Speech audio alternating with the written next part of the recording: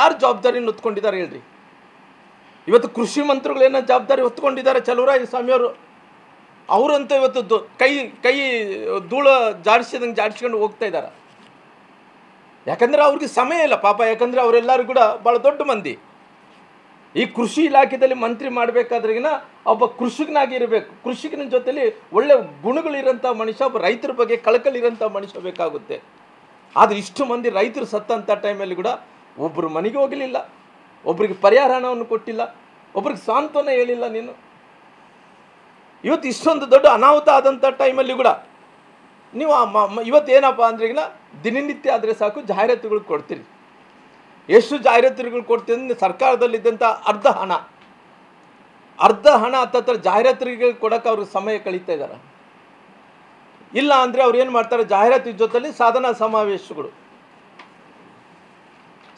ಸಮಾವೇಶಗಳು ಬಿಟ್ಟರೆ ಬೇರೆ ಏನಿಲ್ಲ. ಏನು ಸಾಧನೆ ಮಾಡಿದಿರಿ, ಏನು ಕಡ್ದು ಹಾಕಿದಿರಪ್ಪ ನೀವೆಲ್ಲರೂ ಕೂಡ ಸಾಧನಾ ಸಮಾವೇಶ ಮಾಡಿಕೊಂಡದ್ರಲ್ಲಿ?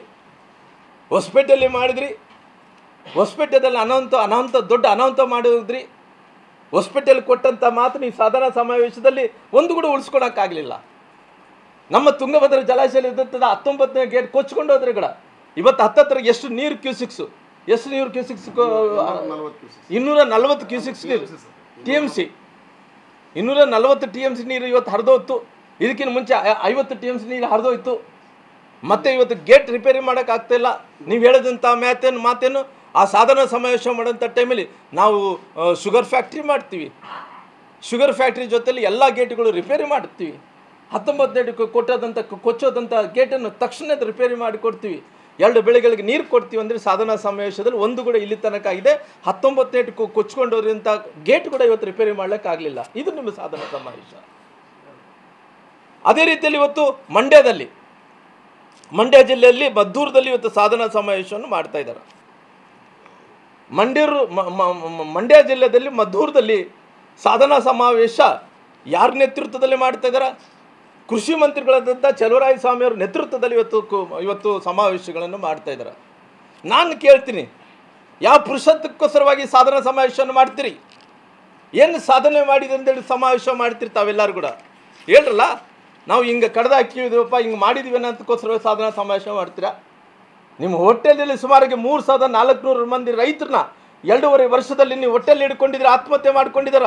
ಒಂದೇ ವರ್ಷದಲ್ಲಿ ಸುಮಾರಿಗೆ ಹತ್ತತ್ರ 900ಕ್ಕೂ ಹೆಚ್ಚು ಮಂದಿ ರೈತರಂದ್ರಿಗಿನ 941 ಮಂದಿ ರೈತರ ಆತ್ಮಹತ್ಯೆಗಳನ್ನು ಮಾಡಿಕೊಂಡಿದ್ದಾರೆ.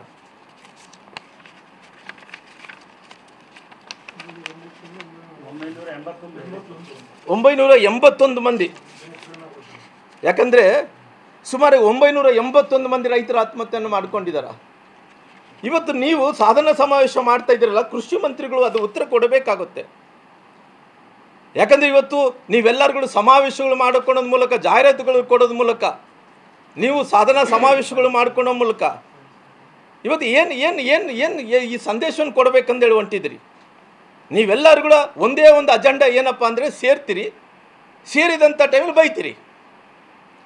ನಿಮ್ಮ ಕೃಷಿ ಮಂತ್ರಿಗಳು 2 ವರ್ಷದಲ್ಲಿ 3004 ಮಂದಿ ರೈತರನ್ನ ಆತ್ಮಹತ್ಯೆಯನ್ನು ಮಾಡ್ಕೊಂಡಂಥ ಕೆಲಸ ಮಾಡಿದ್ರ. ಒಂದೇ ವರ್ಷದಲ್ಲಿ ಸುಮಾರಾಗಿ 981 ಮಂದಿ ರೈತರ ಆತ್ಮಹತ್ಯೆಯನ್ನು ಮಾಡ್ಕೊಂಡಂಥ ಕೆಲಸ ಮಾಡಿದ್ರ. ಅವರ ಸಮ್ಮುಖದಲ್ಲಿ ಸಾಧನಾ ಸಮಾವೇಶಪ್ಪ ಏನಂದರೆ ಅಲ್ಲಿ ಸೇರಿದಂಥ ಒಂದೇ ಒಂದು ಅಜೆಂಡಾ ಏನಂದ್ರಿನ, ಒಂದು ಕಡೆ ಕುಮಾರಸ್ವಾಮಿಯವರು ಬೈಯೋದು, ಒಂದು ಅಜೆಂಡಾ ಏನಪ್ಪ, ಅಲ್ಲಿ ಹೋಗಬೇಕು ಕುಮಾರಸ್ವಾಮಿ ಅವ್ರನ್ನ ಕೇಂದ್ರ ಮಂತ್ರಿಗಳು ಬೈಯಬೇಕು. ಇಲ್ಲ ಅಂದರೆ ಇವತ್ತು ಮಳೆ ಅತಿವೃಷ್ಟಿ ಆಗ್ತಾಯಿದೆ. ಅತಿವೃಷ್ಟಿ ಆಗೋಂಥ ಟೈಮಲ್ಲಿ ಸರ್ಕಾರ ಇವತ್ತು ನಮಗೆ ಸರಿಯಾದಂಥ ಟೈಮಿಗೆ ಗೊಬ್ಬರ ಕೊಟ್ಟಿಲ್ಲ, ನಮಗೆ ಸಪ್ಲೈ ಮಾಡೋಕ್ಕೆ ಆಗ್ತಾಯಿಲ್ಲ ಅನ್ನಂತ ಹೇಳಬೇಕಾದ್ರೆ ಬಿಡೋದು ಬಿಟ್ಟರೆ, ಇಲ್ಲಿದ್ದ ಪ್ರಧಾನಮಂತ್ರಿಗಳಂತ ನರೇಂದ್ರ ಮೋದಿಜಿಯನ್ನು ಬೈಬೇಕು, ಇಲ್ಲಿದ್ದ ಕೇಂದ್ರದ ಕೃಷಿ ಮಂತ್ರಿಗಳನ್ನ ನೀವು ಯಾರು JP ನಡ್ಡಾ ಅವ್ರನ್ನ ಬೈಬೇಕು. ಬೇರೆ ಏನು ಮಾಡ್ತೀರಿ ಹೇಳಿ ಸಾಧನಾ ಸಮಾವೇಶದಲ್ಲಿ? ಈ ಸಾಧನಾ ಸಮಾವೇಶ